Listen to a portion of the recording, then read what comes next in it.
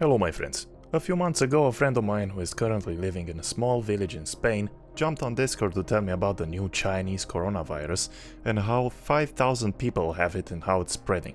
While in the call I was just playing a Pro Evolution Soccer game, not really caring about this subject. He continued to tell me about how this virus takes 2 weeks before it actually manifests in the form of symptoms such as coughing, fever or sneezing. At that point I accepted it as a crazy virus, but I didn't really think it could spread outside China. We talked a bit more and then changed the subject. During that month I didn't even watch the news. In fact, I never really watched it. I closed my gates to the fear-mongering of the news like 10 years ago. In the meantime, cases were rising and rising, until I heard my parents talking about it. At that point I knew that something was up and that the case has plunged into the Romanian mainstream news.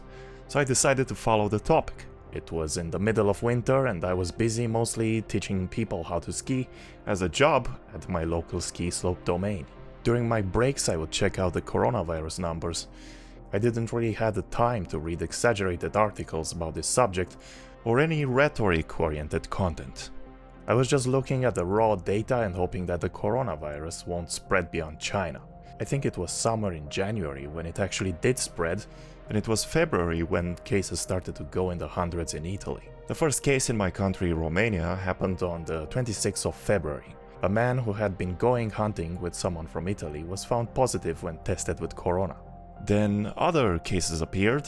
One case in particular was of a man from the Ministry of Internal Affairs who was a complete coward and didn't say when tested positive that he had returned from a trip to Israel. More cases appeared after that, and there was even a woman who returned from Italy and didn't care when confronted about the potential virus that she might have. In fact, she got angry and said, "So what? I can go through this entire block if I want to." This just shows the level of irresponsibility that some people have. And this worries me about the consistency of the behavior of humans when hard times appear on the horizon. Some people are trying really hard to be careful and be in solidarity with the rest of the world, while others don't care at all. And that's why it's spreading at such an alarming rate in the present. I'm actually glad that my ski season ended because I can self-isolate and I don't need to be in the presence of a horde of tourists. There is a situation here in Romania. Millions of people left for jobs in Western Europe to find a better life, and when the virus happened, a lot of them are trying to come back. Many of whom they lie about where they came from so they can bypass the quarantine. This strategy even worked in a few cases, but those few cases were enough to spread the infection. To my shock, when I look now at some live cameras from the famous towns of Italy and I see them empty, I can't really believe that I am in this reality. It's like I've been transported in a wrong parallel universe version of the world. The numbers right now are quite alarming, with 15,000 affected in Italy, 80,000 in China, but only 80 in Romania. However, I remember when Italy had this many, and look where it's at now. The countries that are behind Italy in numbers have all reached where Italy used to be. Of course, not many people are dying, right? But my friend Master Boot Record from Italy told me some things that you don't hear in the news. You think the news is inflating the scenario? Well, reality is much more worse. Hospitals are full and they're starting to pick which person gets treated, on a criteria that some people would say it's ageist. Not many people die, but this is not about deaths for me. Airports are shutting down, schools are shutting down, businesses are shutting down. Only one member of the family is allowed to go out to get food, and they have to sign a paper with the reason why they are out and when they will return. From a big city, only a few shops are open, and only 3 people are allowed to enter at a time. If you are a dystopian culture fan, well, there you have it. And soon, coming to a town near you. The numbers are predicting this. It's not just Italy. Here's a creepy chart with the prediction, and it's not looking so good. If the first world countries are all getting wrecked by this, then what will be the situation with the third world countries? Will we have a whole world lockdown? I have my doubts about this thing being natural. Is it possible that this is a strange conspiracy? What if I told you this was a large-scale experiment to see how people will behave during a complete lockdown all over the world? To see how people would react to the limitations? To see how people will stay docile in their rooms, eating that tasty survival food? No public gatherings allowed. That means not only no concerts, but also no protests or religious gatherings. What if this is training to build a new world based on these principles?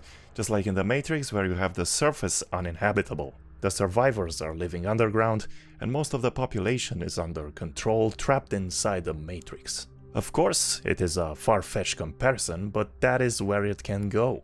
We're already locked in our smartphones, semi-isolated from the real world. Now, the next step is complete isolation because the world outside is dangerous. That also means no socializing, you can't meet a girl, you can't make a family.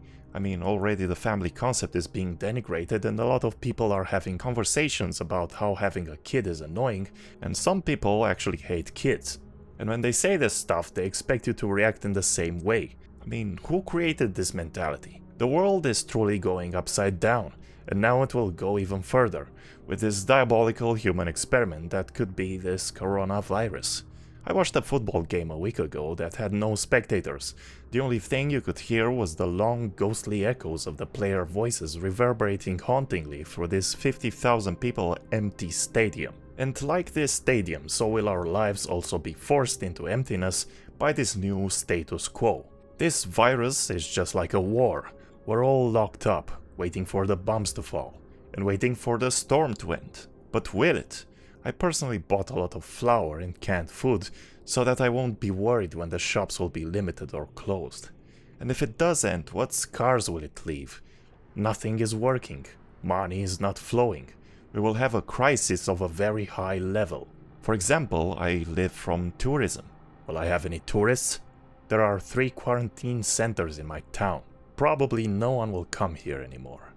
There was a scene in the Mr. Robot series where Irving, a high-level Dark Army operative, explains how some people at the top will always get richer in times of crisis. They still party out, while the plebs fight for the bare necessities. See that up there?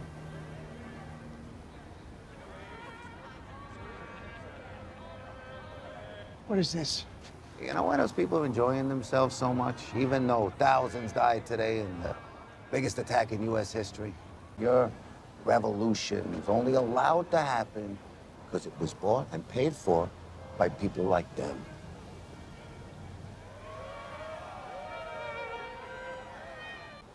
Face it, no matter how hard you try,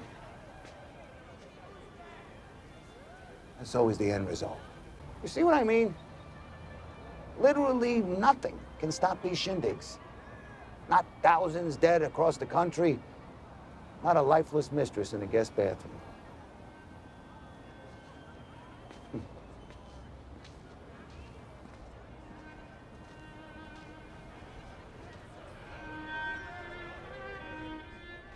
Are we as a society ready for all this? No one knows how to do anything except for browsing a smartphone. This thing should be called the phone of death, because no one is living anymore, metaphorically, and with this event, no one will live literally. We will just be stuck in our cages wishing for at least a matrix to hang out in. What if in time they will keep inventing scenarios like this, so that we stay inside and wish for a matrix? And at some point that matrix will come. It will be offered. Here you go, escape the dystopia.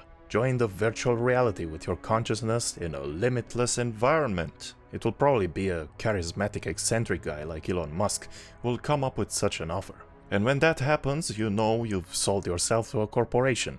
You're no longer you, your consciousness will be someone's property, and that also means it can be shut down when the keepers of that world want it. Whether it will be a corporation or some kind of world government, it doesn't really matter. They are exactly the same. A bunch of people with your mind as their property. So that being said, I'd rather die than join a Matrix-type environment. I prefer freedom. Okay, system, you own most of my external reality. Even my own property I don't own. It's landed from the state, even if I think I bought it. So, it's yours. But you cannot own my mind. You cannot extend your tentacles and enter my skull. There is a limit, and I intend to keep it that way. So during this tough time, let's try and keep our humanity. Love our family, our friends, and our neighbors. Let's not act like machines. Remain human at all costs and don't lose your mind. Because when you lose your mind, you will become a controllable and predictable zombie. But if there will come a time when you won't be able to buy or sell without the mark of the beast system. Well, those times are already here, and your actions have already been calculated and approximated. Like I said, in Italy people have to sign papers and report all that they're doing when they step out of their homes. Is this a rehearsal to see how people will act under such conditions? If it is, then it's working. Everyone is pretty helpless right now, except for a few witty survivalists who people have completely laughed at until now. So what do? I don't really know. Let's try our best to still keep our humanity in what appear to be pre-apocalyptic times. And if you make it to the post-apocalyptic times, then good job. But now life will be even harder for you, so good luck with that. In conclusion, get your supplies up and stay human. This is all I can say for now. This has been Vostovlad. Thanks for listening to me, and hopefully I'll see you in another video. Stay safe. Samples of the original green poison pathogen, the ones we recovered off the currency used as a primary transmission vector, let us take a closer look at the virus's basic genome. What I found was clear evidence the bug had been manufactured. There's genetic material there from a half dozen other pathogens, bolted onto smallpox to make a more efficient killing machine.